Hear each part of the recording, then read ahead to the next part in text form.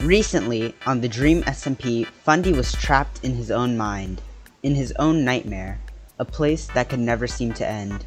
Today, I am going to be explaining what exactly happened to Fundy and what we should be expecting in the future. If you enjoyed any part of this video, remember to like, comment, and subscribe. It's free and you can always change your mind. Doing either one of these helps grow my channel, and it's crazy how one button can change a person's life. Subscribe! If you haven't watched the VOD or stream, let me give you a bit of a summary. Fundy wakes up ready to start a normal day and finds himself stranded in the middle of a desert. Confused, he goes on top of his tower to get a better look of his surroundings, and he sees the van. He begins freaking out, as we do when we get stranded, and decides to make his way towards the van. As he gets closer, he sees the names of Wilbur and himself in the van. He tries to get inside, but none of the doors work, and in the distance, he sees a temple-like structure. Frustrated with not being able to get into the van, he makes his way to the temple. He's a bit hesitant about entering the temple, but because there's nothing else around, he decides to proceed down the staircase into the temple. There, he finds a book, supposedly written by himself. At the end of the book, the pages read, "Wake up, you are not real." And suddenly, he's back to where the nightmare began. The second time around, Fundy begins finding ways to cope with what's happening. He pretends this is all a prank.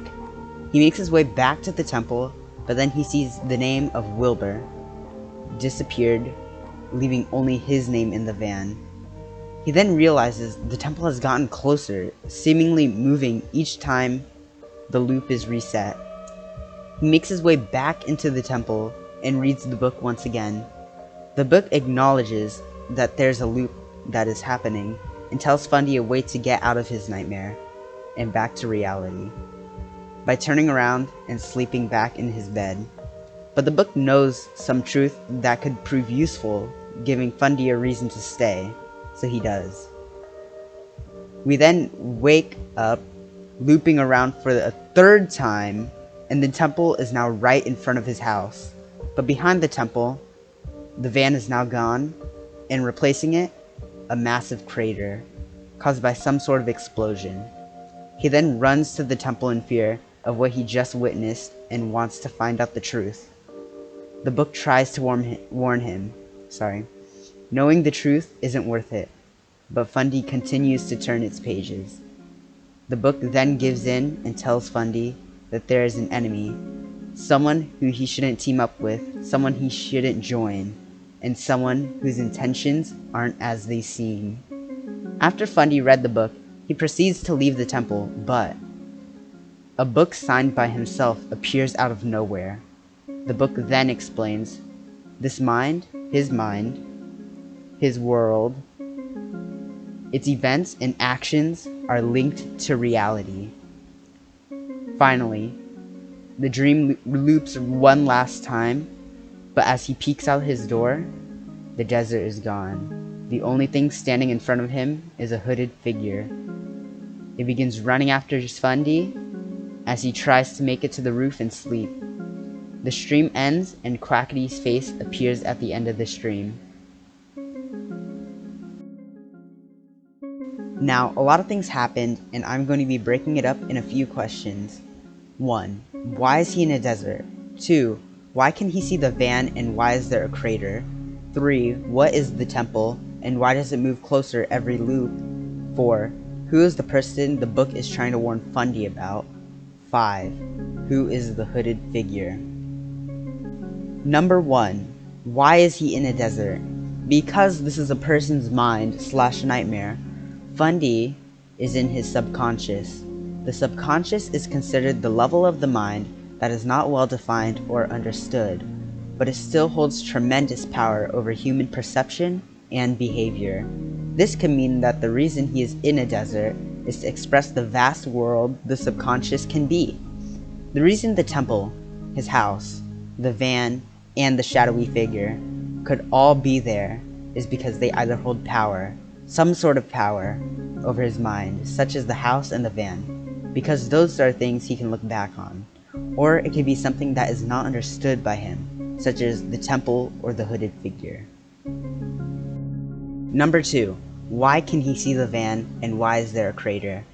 The van seems to be some kind of memory buried in his subconscious, a memory of Wilbur and him. The reason Wilbur is there could be because some guilt for betraying Wilbur. And during the second loop, Wilbur is gone, and we can see Fundy all alone. This is most likely signaling the loss Fundy felt after realizing Wilbur is no longer a part of his life.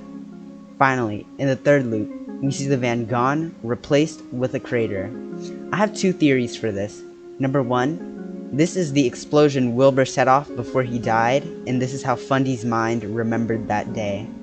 Nothing but a crater.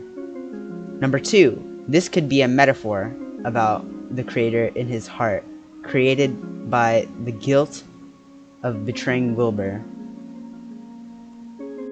Number 3, what is the temple, and why does it move closer every loop? The temple is just a vessel for Fundy's subconscious to talk to him and warn him about what is to come. The book mentions how it is Fundy, just different. This would explain why it knows so much about Fundy's mind and why it knows Fundy won't leave until he finds the truth. Now, for the reason it was moving, I believe the temple moved right in front of Fundy in the third loop was to try and block him from seeing the crater, to try and block him from the truth. Of course, he sees it anyways. Number 4, who is the person the book is warning Fundy about? This one is a tricky one, but the most likely answer, and the answer the Dream SMP wants you to think, is Quackity. This could be a red herring, but Quackity has been the most obvious answer. The book mentions someone whose intentions aren't as they seem. Quackity has been seen as this fun person who doesn't really have a care in the world, until his prison visit with Dream. He begins to be quite violent, and talks about torturing Dream until he gets his hands on the revival book. Now, this question also ties in to the last question. Number 5. Who is the hooded figure? The hooded figure is not Quackity, but a form of Quackity, created by Fundy's subconscious. The reason I think this is the case is because at the end of the stream, you hear slot machine noises, and you can see Quackity's face after Fundy is chased by the hooded figure. Another piece of evidence is that we can see in one of Quackity's tweets that he is at a casino. This matches the noise we heard at the end of the stream, and in the picture we can see a desert and a scythe. Fundy's mind can predict the future, and so his mind could have chosen a desert not only because it's vast and wide like a person's subconscious, but because it also knows that Quackity is at a casino in the desert and is planning something sinister. Now thank you guys so much for watching till the end of the video. If you enjoyed, make sure to subscribe and check out my other content.